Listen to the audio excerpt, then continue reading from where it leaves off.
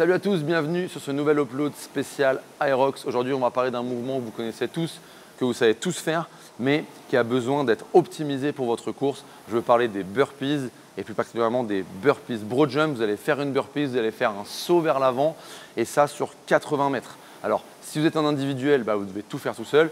Et si vous êtes en binôme, vous allez pouvoir partager cette station comme toutes les autres stations. Et donc, on parlera stratégie à la fin par rapport à cet exercice-là. Mais pour commencer, on va voir 3 techniques pour faire vos burpees broad jump. Allez, c'est parti pour cette première technique sur les burpees. On va commencer par la technique la moins efficiente, c'est-à-dire celle qui va vous demander le plus d'énergie. Par contre, ce sera la plus rapide. Donc, bien se poser la question, si vous êtes en individuel, est-ce que c'est celle-là qu'il faut prendre? Ce n'est pas sûr. Par contre, quand vous êtes en binôme et que vous voulez aller vite et faire la station rapide, potentiellement, ce sera peut-être la plus efficace.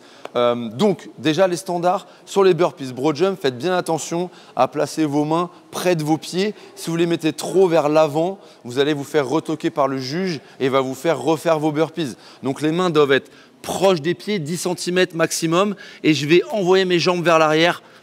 Ici, je vais m'allonger complètement la poitrine au sol et ensuite, sur cette technique-là, je vais ramener les pieds d'un coup. Je vais faire mon saut, ratterrir en position basse, remettre mes mains près de mes pieds et enchaîner ici mon mouvement de façon dynamique et efficace et rapide. Ce qui va encore une fois, je le répète, vous faire dépenser beaucoup d'énergie, mais vous allez être super rapide. Sur la deuxième technique, ça va être le même principe, sauf que ça va être la remontée qui va se faire, ce qu'on appelle en step-up. Donc, je vais faire ma burpees, bien positionner mes mains toujours proches de mes pieds. Je m'allonge complètement et là, je vais ramener mon pied proche de ma main, ramener le deuxième pied, faire mon saut.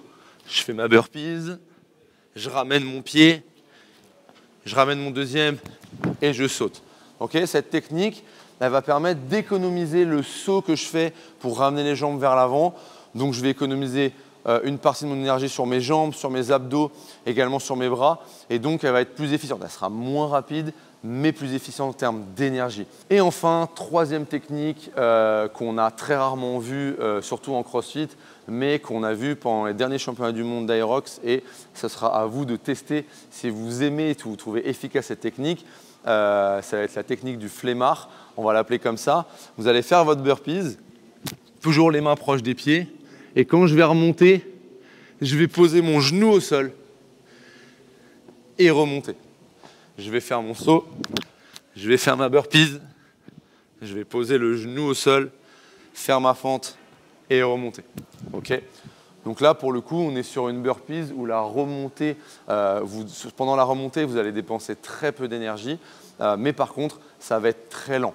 Alors encore une fois, pour les individuels, cette partie-là des burpees va vous faire monter le cœur à 15 000 et donc potentiellement, ça peut être beaucoup plus efficace de faire cette technique-là. Vous allez perdre du temps sur les burpees, mais par contre, vous allez sûrement pouvoir repartir sur votre 1000 m run qui suit derrière beaucoup plus rapidement et ça peut vous servir pour le reste de la course. Et enfin, pour finir sur ces burpees, on va rajouter un troisième standard. Donc, je vous rappelle, le premier, les mains qui sont proches des pieds. Le deuxième, c'est s'allonger complètement sur le sol pour avoir bien le contact avec les hanches et la poitrine au sol.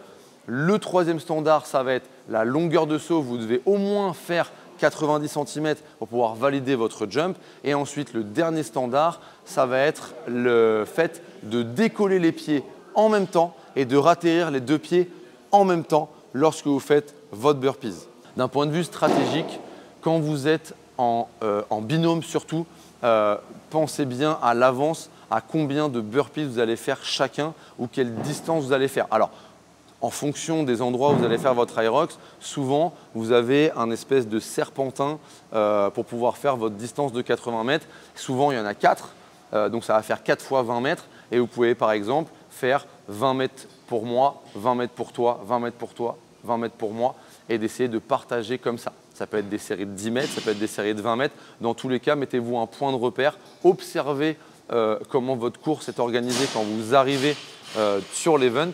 Et ça vous permettra d'établir déjà une stratégie en avance. Mais pensez à bien partager vos burpees et n'allez pas jusqu'à la rupture sur les burpees pour pouvoir passer le relais à votre partenaire. Dernier point, sur les burpees, votre partenaire doit être derrière vous et vous suivre derrière vous. Et ensuite, quand vous passez le relais, vous passez derrière lui et lui peut commencer à faire les burpees. Pensez bien à ça. Regardez bien tous les standards pour tous les mouvements avant votre course. Ça peut éviter de vous faire perdre de précieuses minutes sur votre chrono. Alors, quand on parle des burpees, tout le monde sait les faire, mais efficacement, c'est une autre histoire. Donc, je vous encourage à pratiquer vos burpees, à voir quelle technique vous convient le mieux en fonction aussi si vous êtes en individuel ou en double pour votre course. Testez et vous verrez ce qui vous convient le mieux.